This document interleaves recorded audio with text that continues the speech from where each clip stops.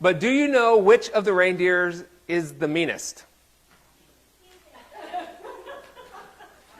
That seems kind of random, okay? No, for real, you know which of the reindeer is the meanest?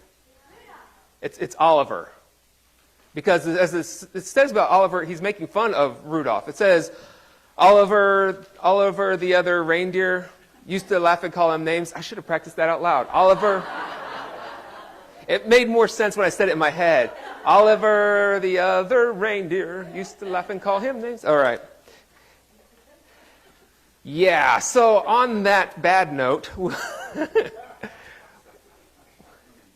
we are here. I have another bad one, but I'll save that. It can only get worse. We are here on the second Sunday of Advent. Last week we talked about the brokenness. I mentioned that with the children. The world, it's just not what we were expecting. It's not what we were promised. Things just aren't as we would have it be. And I can guarantee you this is not the way God intended for things to be either. But on Advent 2, we start the journey back. We start the journey toward what God has in mind. And we ask the question, how can we help? How can we participate in making this world more like what God intended it to be? Yes, there's things that are outside of our control. There's only so much that we as human beings can do, but that doesn't mean we just sit and do nothing.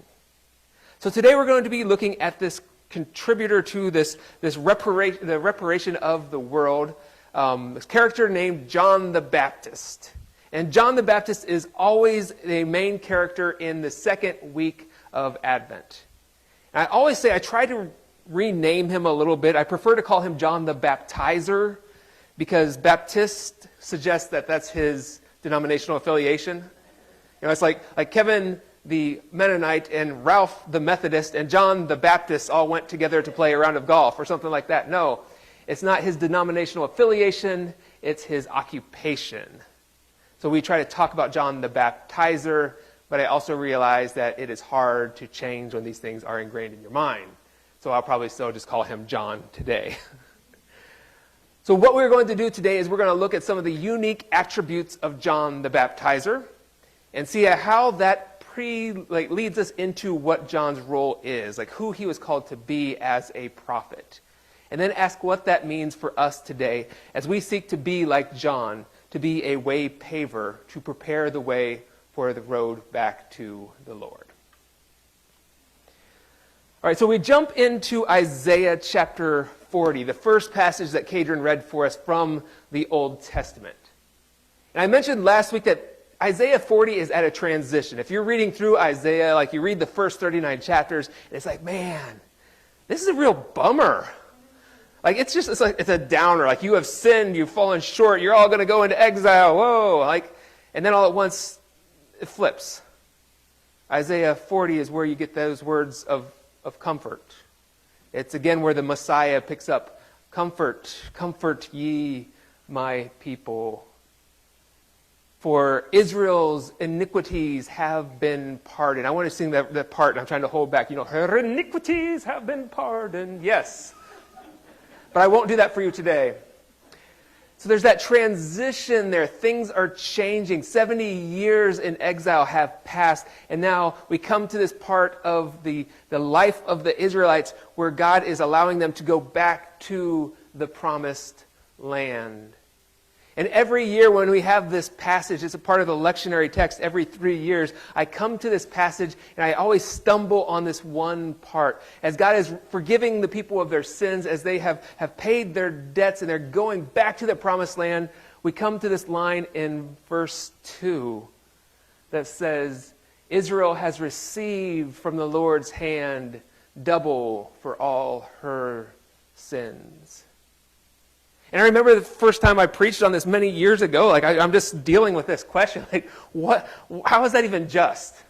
Like God is punishing them double for all that they have done? Is that really fair on God's part? You know, who am I to question God? But it doesn't seem like God should punish them twice, doubly for their iniquities. And I put this question out there in the wonderful internets one day, and my friend Les, who is more patient and calm and thoroughly thinking than I am, he responded in a very gracious way, and I've shared this before with you. He said, why do you assume that they're talking about a double portion of punishment? and not a double portion of grace. Like he's just been talking about this part about how Israel's iniquities have been pardoned. And the immediate next line is, they have received from the Lord's hand double for all their sins. So we see in this passage this huge transition, all of these woes unto you, Israel, all these punishments that are going to happen. And then in chapter 40, we all at once see this flip of the whole script. And all at once it focuses not on punishment, but on grace and forgiveness. And the passage goes on, and you've heard this every Christmas, every Advent, probably since you were itty-bitty. You know, a voice of one calling in the wilderness, prepare the way of the Lord, bring the mountains down, raise the valleys up, as if we have the ability to do that. Like how many of you have ever knocked down a mountain? I saw Tate's hand go up. Like I thought you were, well, I have. The mountain of laundry doesn't count. You know? I killed a mountain of mashed potatoes at Thanksgiving. No, none of those things. He's saying we're supposed to make this path between us and God easier. How do we remove the obstacles that are between us?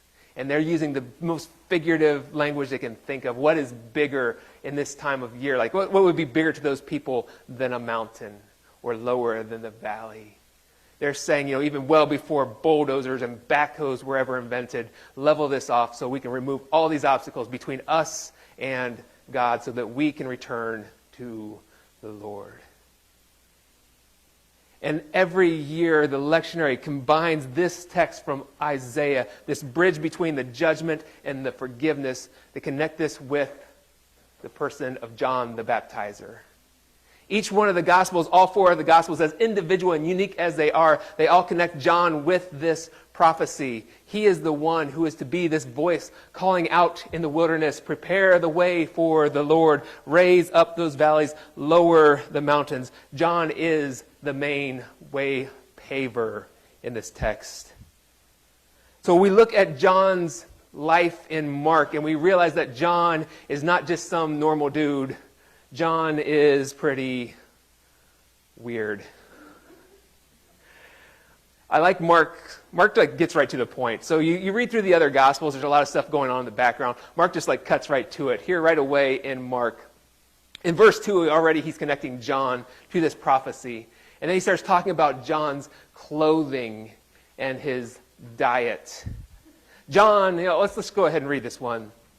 Mark chapter 1, verse 6. John wore clothing made of camel's hair. That sounds itchy. With a leather belt. Well, hey, that's not that weird. Around his waist. And he ate locusts and wild honey. Totally normal. Now, why is that even significant? I'm reading through that and I'm thinking, Lowell wore a brown jacket and blue pants. And he ate, what'd you have for breakfast, Lowell? Oatmeal. Perfect. Lowell wore a brown jacket, blue pants, and ate oatmeal. That's very interesting. Let's put it in the Bible, right? Why is it so, granted, it's weird, but I've seen a lot of people wear a lot of weird things, and I'm not going to call any of you out today. What? No. Okay, let's put it in the Bible. What? No. All of this is pointing to something.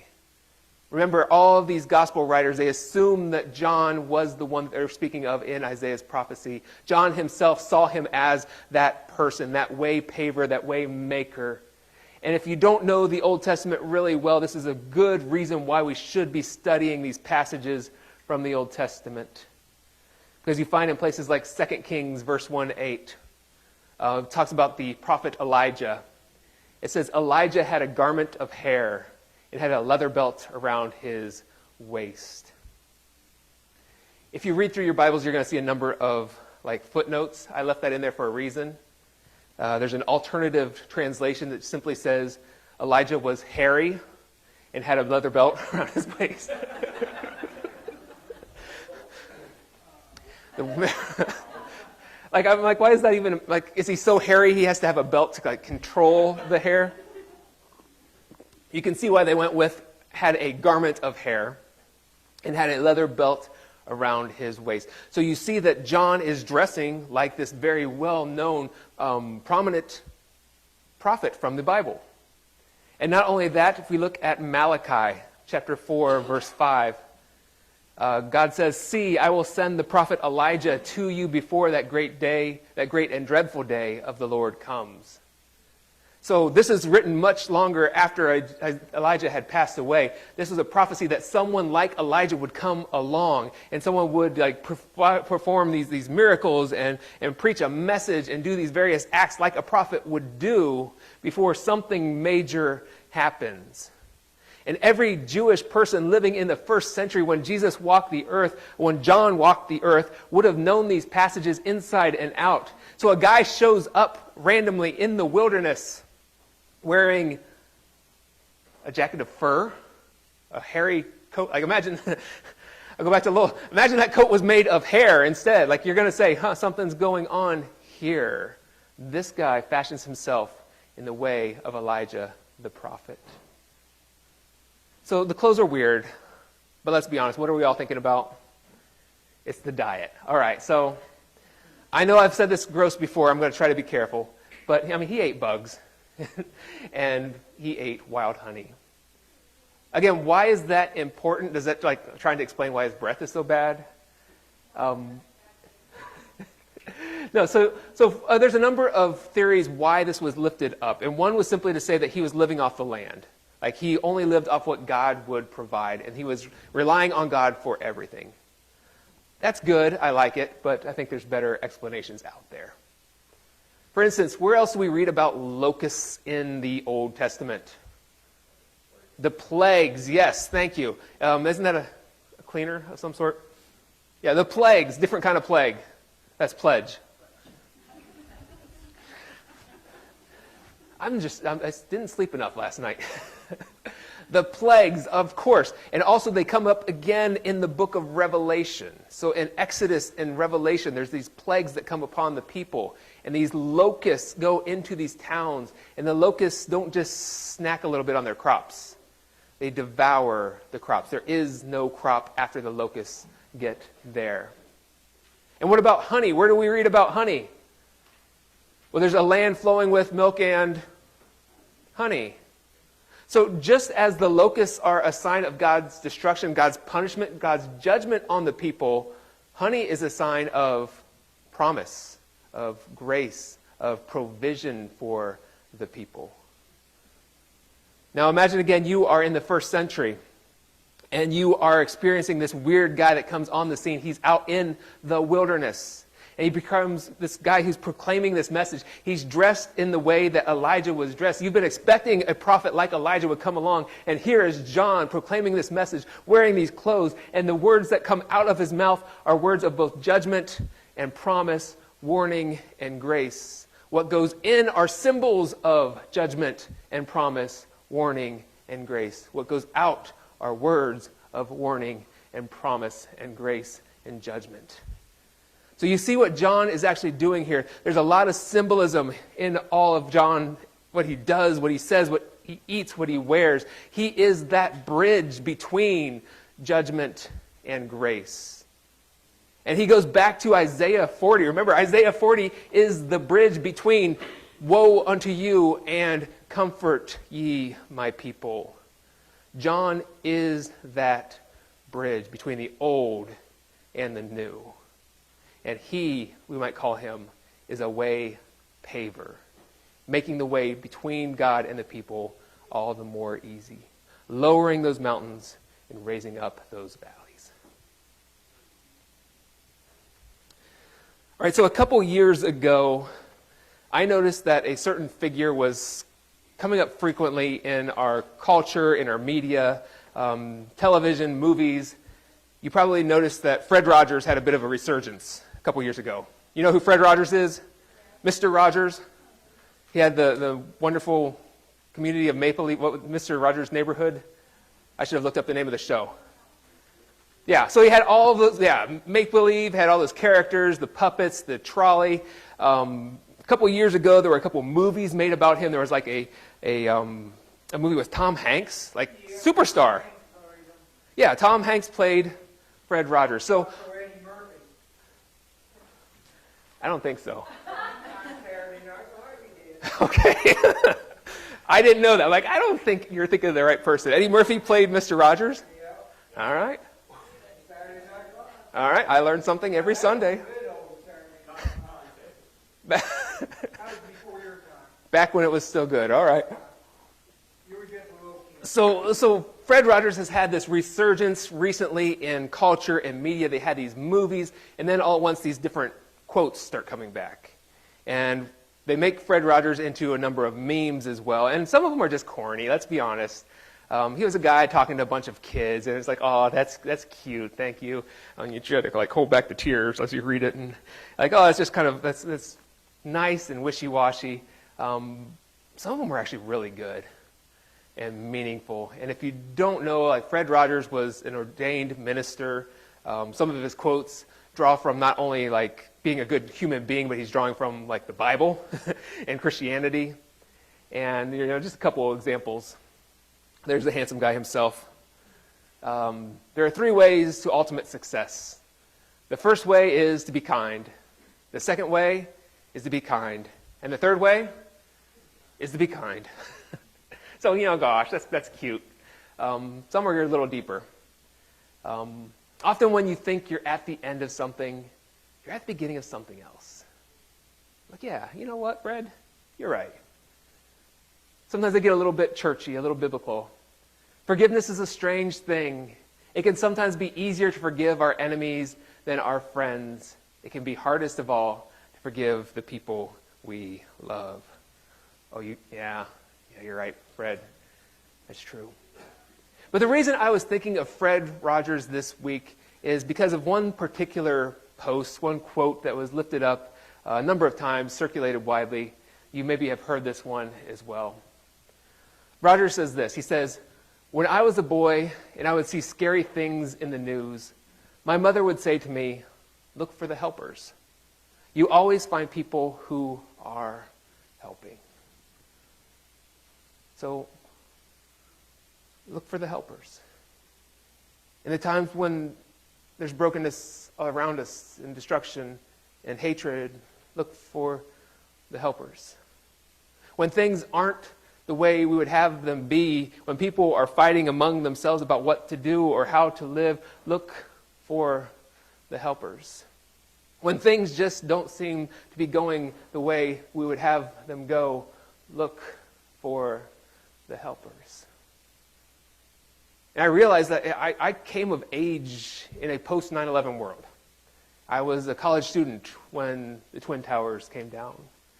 I've lived through a pandemic, and all of you have as well. Praise God. We're in the midst of housing crisis, financial crisis, education crisis. And what do we do in all of these moments when things just don't feel right, when the world feels like it's falling apart around us? What would Fred Rogers have us do? Look for the helpers. What is John the Baptist if he is not a helper? He is the way-paver, the one who makes it easier to go back to God, to meet God. He lowers the mountains, raises the plains. He is the helper par excellence. And I think about all the people who have been helpers in my life and how they have made the world a better place for me as well. And I look at John and say, how can I be that for other people? And I consider the life of Jesus, and Jesus, well, what do we know about Jesus? We call him the King of Kings, Lord of Lords, God with us, the maker of heaven and earth.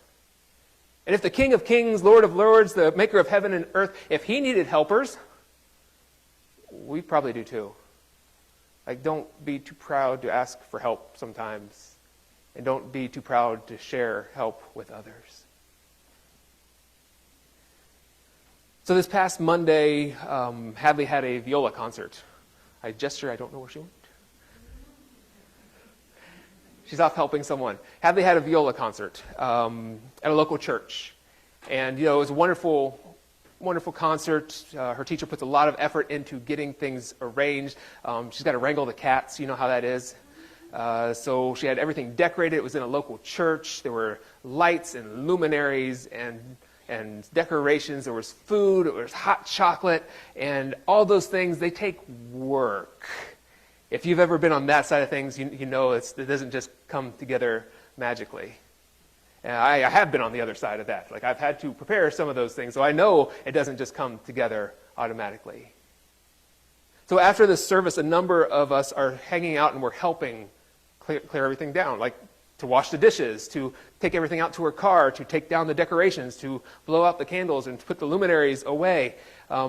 We're doing this, and we end up staying there an extra hour or so afterward, and she was just so thankful. She's like, everybody, thank you so much. If I had to do this myself, I would be here for hours. And I just remember in that moment, it's like, that's what we do. Like, we show up. We help. And I think the reason it seems so natural to me, because that was Monday, and just like a couple of days before, we had a funeral here at this church.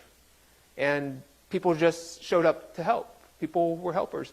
Maybe asked a few people if they could be there, but I didn't get any resistance. It wasn't hard to find a piano player who said, yeah, I can be there. Or somebody that could operate the sound equipment. We had a music leader. We had people working in the kitchen, people that helped set up and tear down. And when I went to the graveside, I came back and this space here had been transformed. We had it all set up for a funeral, and I came back a few minutes later and we were set up for Advent. It's like it magically happened. Well, no, it doesn't. It requires helpers. And I think that sometimes I can overly dramatize things. We think about these 9/11 firefighters, grateful for all the work that they did, and then the COVID nurses and the teachers and all doing wonderful work. But we don't all have to be prophets. We don't all have to put our life on the lines to be helpers, to make this world a better place, to bring it in line a little bit more with what God had in mind. Sometimes you can stay a little longer and help clean up after a concert. Sometimes you can help with a funeral meal or to set up settings for Advent, or you can drive somebody to church on a Sunday morning, or you can pray for somebody that you know is hurting. You just show up and be there and be available to be a helper. Because in the midst of a world that is broken and at times feels like it's falling apart, we need to be like John the Baptist, to be that way-paver, to make the world a better place, to be that avenue back and forth between God and humanity. And maybe we cannot be John the Baptist himself, but we can be whoever God created us to be. And we've been gifted in unique ways to do the things that God has called us to do. So on this Advent 2, we ask the question, now what? In the midst of brokenness, what are we called to do? Well, one, we wait on Jesus to come and make things right. But we don't just sit around and do nothing. We actively wait. We look to be helpers, way-pavers for others. So during Advent, we are closing the sermon time with a little bit of an opportunity to reflect. Do you remember this, Casey? If you would like, you can take a little sheet of paper and reflect upon the questions. This week, I remembered to put them on the screen. I failed to send them out in my email, though. But you should be able to get a little bit of a thought of what you can do this week. What can you do this week as you wait? Think about things like spiritual disciplines and practices, how you can serve others, how you can grow yourself to be a better helper, to be a better way-paver. Let's pray. God, we give you thanks for all that you've done for us, all that you've called us to, the way you have presented us with this challenge to be like John the Baptist, to be that bridge between